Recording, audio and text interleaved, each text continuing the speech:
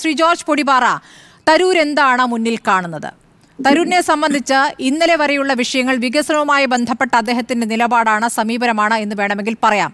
ഇന്നിപ്പോൾ സംസ്ഥാന രാഷ്ട്രീയത്തെ പിടിച്ചുലച്ച ഒരു കൊലപാതക സംഭവത്തിൽ, അത് കോൺഗ്രസ് ഏറ്റവും വൈകാരികമായി കാണുന്ന വിഷയത്തിൽ പോസ്റ്റ് മാറ്റിക്കൊണ്ട് എന്ത് സന്ദേശമാണ് കേരളത്തിലെ കോൺഗ്രസ് നേതാക്കൾക്ക് തരൂർ നൽകുന്നത്? ശ്രീ ജോർജ് പൊടിപാറ. ശരിക്കും തരൂരിന്റെ ഉദ്ദേശത്തെക്കുറിച്ച് നമുക്ക് കൂടുതൽ സംശയം തോന്നുകയാണ്. അതായത് ഇതുപോലൊരു തെരഞ്ഞെടുപ്പ് ഘട്ടത്തില് കേരളം അല്ലെങ്കിൽ കേരളത്തിലെ UDF പല്ലും നഖവും ഉപയോഗിച്ച് LDFനെ പ്രതിരോധിക്കാൻ ശ്രമിക്കുമ്പോൾ, അല്ലെങ്കിൽ ആധിപത്യം ഉറപ്പിക്കാനുള്ള പരിശ്രമം നടത്തുന്നതിനിടയിൽ ആ മുന്നേറ്റത്തെ എല്ലാം പിന്നോട്ടടിക്കുന്ന രീതിയിൽ, ഒരു വലിയ തിരിച്ചടി നൽകുന്ന രീതിയിൽ കോൺഗ്രസിന്റെ വർക്കിംഗ് കമ്മിറ്റി അംഗമായ ശശി തരൂർ കേരള ഗവൺമെന്റിന് ക്ലീൻ ചിറ്റ് കൊടുക്കുന്ന, അതായത് വ്യവസായ സംരംഭകത്വത്തിൽ, ഈസ് ഓഫ് ഡൂയിങ് ബിസിനസ്സിലെല്ലാം കേരളം ഒന്നാം സ്ഥാനത്ത് ആണെന്നുള്ള ആ പറഞ്ഞ വ്യവസായ മന്ത്രി P. രാജീവിന്റെ അതേ അവകാശവാദത്തെ 100% അല്ലെങ്കിൽ 101% എൻഡോഴ്സ് ചെയ്യുന്ന രീതിയിൽ അദ്ദേഹം ഇന്ത്യൻ എക്സ്പ്രസിൽ ലേഖനം എഴുതി. ഒരു പരിധിവരെ ശശി തരൂർ ഇത്തരത്തിലുള്ള ചില കാര്യങ്ങളൊക്കെ മുമ്പ് ചെയ്തിട്ടുള്ളതുകൊണ്ട് വികസനത്തിന്റെ കാര്യത്തിൽ എനിക്ക് രാഷ്ട്രീയമില്ല, വസ്തുനിഷ്ഠമായിട്ടുള്ള കാര്യങ്ങളെ ഞാൻ വസ്തുനിഷ്ഠമായി തന്നെ കാണും, രാഷ്ട്രീയത്തിന് അപ്പുറത്ത് എന്നുള്ള വാദത്തെ ഒരു പരിധിവരെ അംഗീകരിച്ച് കൊടുക്കാമെങ്കിൽ പോലും ഇന്നത്തെ അദ്ദേഹത്തിന്റെ നടപടിയോടുകൂടി അദ്ദേഹത്തിന്റെ ഈ ഉദ്ദേശശുദ്ധി വല്ലാതെ ചോദ്യം ചെയ്യപ്പെടുകയാണ്. യഥാർത്ഥത്തിൽ അദ്ദേഹം കോൺഗ്രസിനെ ആണോ നന്നാക്കാൻ ശ്രമിക്കുന്നത്, അതോ കോൺഗ്രസിനെ വല്ലാതെ പ്രതിരോധത്തിൽ ആഴ്ത്തിക്കൊണ്ട് കോൺഗ്രസിന്റെ സാധ്യതകൾ അടയ്ക്കുന്ന രീതിയിൽ അദ്ദേഹം മുന്നോട്ട് പോകണം? ഒരു വർക്കിംഗ് കമ്മിറ്റി അംഗമാണോ, കേവലം ഒരു MP അല്ല ശശി തരൂർ എന്ന് നമ്മൾ ആലോചിക്കണം. ഏറ്റവും ഉത്തരവാദപ്പെട്ട പരമോന്നത സമിതിയായ വർക്കിംഗ് കമ്മിറ്റി അംഗമായിട്ടുള്ള ശശി തരൂർ കോൺഗ്രസ് വലിയ തെരഞ്ഞെടുപ്പുകളെ നേരിടാൻ പോകുന്ന ഒരു ഘട്ടത്തിൽ എന്തൊക്കെയാണോ കോൺഗ്രസ് ഈ സർക്കാരിനെതിരെ ഏറ്റവും വലിയ ആരോപണങ്ങളായി മുന്നോട്ട് വെക്കുന്നത്, ഈ കേരളത്തെ പിന്നോട്ടടിക്കുന്നു, വ്യവസായ വികസനത്തിൽ പിന്നോട്ട് പോകുന്നു, കാർഷിക വികസനത്തിൽ പിന്നോട്ട് പോകുന്നു, ഗുരുതരമായ സാമ്പത്തിക പ്രതിസന്ധി, ഇങ്ങനെ ഒരുപാട് കാര്യങ്ങൾ, അതുപോലെ തന്നെ വനം വന്യജീവി സംഘർഷം, ഈ മേഖലയിലെല്ലാം സർക്കാർ തികഞ്ഞ പരാജയമാണെന്ന് സ്ഥാപിച്ചുകൊണ്ട് ഇലക്ഷനെ നേരിടാൻ കോൺഗ്രസ് ഒരുങ്ങുമ്പോൾ അതിനെ എല്ലാം തകർക്കുന്ന രീതിയിൽ, സത്യം പറഞ്ഞാൽ ഒരു കോൺഗ്രസ്സുകാരനിൽ നിന്ന് ഈ ഘട്ടത്തിൽ കോൺഗ്രസ്സുകാർക്ക് പ്രതീക്ഷിക്കാൻ കഴിയാത്ത ഒരു ഒരു ഒരു ഒരു ആക്രമണമാണ്, അല്ലെങ്കിൽ ഒരു നടപടിയാണ് ശശി തരൂരിൽ നിന്നുണ്ടായത്. ഞാൻ അദ്ദേഹത്തിന്റെ ആ ഒരു എന്താ പറയാ, അദ്ദേഹത്തിന്റെ ഔന്നത്യത്തെയോ അദ്ദേഹത്തിന്റെ ആ ഒരു വിശ്വപൗരൻ എന്നുള്ള നിലയ്ക്കുള്ള വിശാലമായ കാഴ്ചപ്പാടിനെയോ ഒന്നും ഞാൻ ചോദ്യം ചെയ്യുന്നില്ല.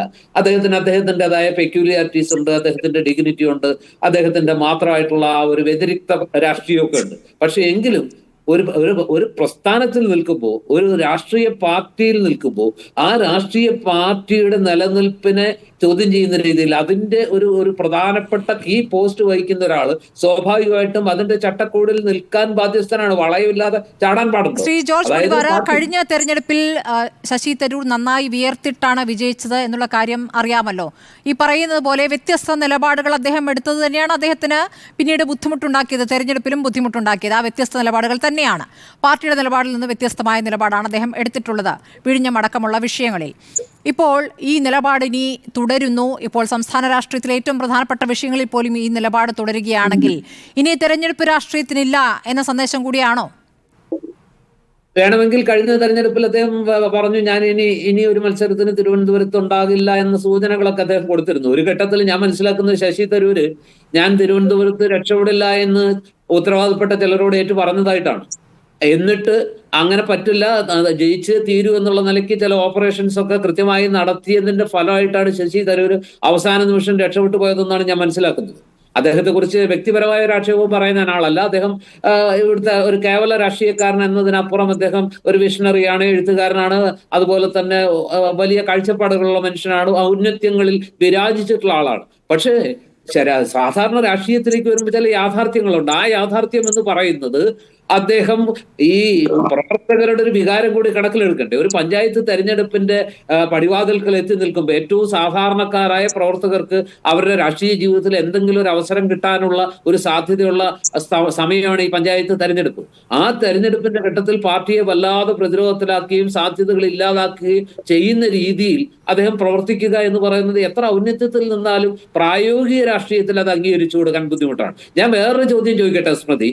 ഇപ്പോ ശശി തരൂർ കേരളം ഗംഭീരമാണ് എന്ന് പറഞ്ഞത് അതേ ഇതിൽ അതിന്റെ എന്താ പറയാ വലിയ ആഘോഷമായിട്ട് CPM-ഉം ഇടതുമുന്നണിയും കൊണ്ടാടുമ്പോൾ, അതേ ശശി തരൂർ ഈ പറഞ്ഞ മോദി കുറിച്ച് പറഞ്ഞത് ഇടതുമുന്നണി അംഗീകരിക്കുമോ? അങ്ങനെയാണെങ്കിൽ അദ്ദേഹത്തിന്റെ എല്ലാ വാക്കുകളെയും ഡ്യൂമെറിറ്റിൽ അങ്ങോട്ട് അദ്ദേഹം വേറൊരു വ്യത്യസ്തനായ രാഷ്ട്രീയക്കാരനാണ്, അതുകൊണ്ട് മോദിയെ കുറിച്ച് പറഞ്ഞതും ആ മുഖവിലേക്ക് തന്നെ എടുക്കണം എന്ന് ഇവിടുത്തെ CPM അദ്ദേഹം മോദിയെ കുറിച്ച് ഇതിനു മുമ്പ് പറഞ്ഞിട്ടുള്ള പ്രശംസാവചനങ്ങൾ ഏറ്റവും ഒടുവിൽ ഈ ബന്ദികളുടെ അല്ലെങ്കിൽ ഈ എന്താ പറയാ അനധികൃത കുടിയേറ്റക്കാരുടെ വിഷയം അടക്കമുള്ള കാര്യങ്ങളിൽ അദ്ദേഹം മോദിക്ക് കൊടുത്ത വലിയ പ്രശംസാവചനങ്ങൾ, അദ്ദേഹത്തിന് കൊടുത്ത വലിയ സ്തുതി ഗീതങ്ങൾ CPM അംഗീകരിക്കുമോ? ഇതിനു മുമ്പ് മോദിക്ക് പലവട്ടം ശശി തരൂർ അദ്ദേഹത്തിനെ വാഴ്ത്തിയിട്ടുണ്ടല്ലോ. ആ ഘട്ടങ്ങളിലൊക്കെ വളരെ ശക്തമായിട്ട് CPM അദ്ദേഹത്തെ ആക്രമിച്ചിട്ടുണ്ടല്ലോ. അദ്ദേഹം ഏത് നിമിഷവും BJP-യിലേക്ക് പോകും എന്ന രീതിയിൽ അവർ ആക്രമിച്ചിട്ടുണ്ടല്ലോ. ആ ഘട്ടത്തിലൊന്നും ഇല്ലാത്തൊരു സ്വീകാര്യത ഇപ്പോ കേരളത്തിൽ ഈസ് ഓഫ് ഡൂയിങ് ബിസിനസ്സിൽ കുറച്ച് നല്ല സ്വാഭാവികമായിട്ടും നമുക്കത് ഒരു പരിധി വരെ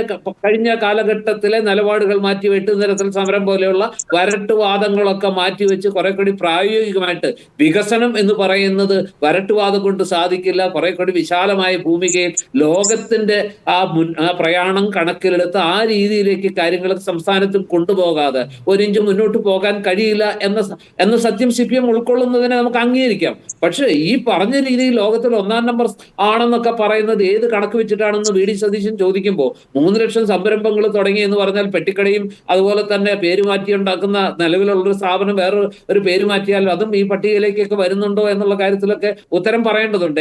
ശരി, ഇതിലേതായാലും ഈ ഈസ് ഓഫ് ഡൂയിങ് ബിസിനസ്സുമായി ബന്ധപ്പെട്ട പ്രതിപക്ഷ നേതാവ് ഇന്ന് വാർത്താ സമ്മേളനത്തിൽ നടത്തി പറഞ്ഞ കാര്യങ്ങൾ കോവിഡ് കാലത്ത് കെട്ടിപ്പൊക്കിയ നുണയുടെ ചീട്ട് കൊട്ടാരത്തിന് സമാനമായിട്ടാണ് ഈ പുതിയ കണക്കുകളും എന്നാണ്. അതിൽ അദ്ദേഹം പറയുന്ന കാര്യം വ്യാപകമായ ക്രമക്കേടുകൾ കണ്ടെത്തിയതിനെ തുടർന്ന് അന്താരാഷ്ട്ര അടിസ്ഥാനത്തിൽ ഈസ് ഓഫ് ഡൂയിങ് ബിസിനസ് എന്ന സൂചിക ലോകബാങ്ക് 2021 തന്നെ നിർത്തലാക്കിയതാണ് എന്ന് നമ്മളിൽ എത്ര പേർക്ക് അറിയാമെന്നാണ് അദ്ദേഹം ഇന്ന് വാർത്താ സമ്മേളനത്തിൽ ചോദിച്ചത്. അങ്ങനെ ഒരുപാട് കണക്കുകളുമായിട്ടൊക്കെയാണ് ഇന്ന് വാർത്താ സമ്മേളനത്തിൽ അദ്ദേഹം വന്നിരിക്കുന്നത്.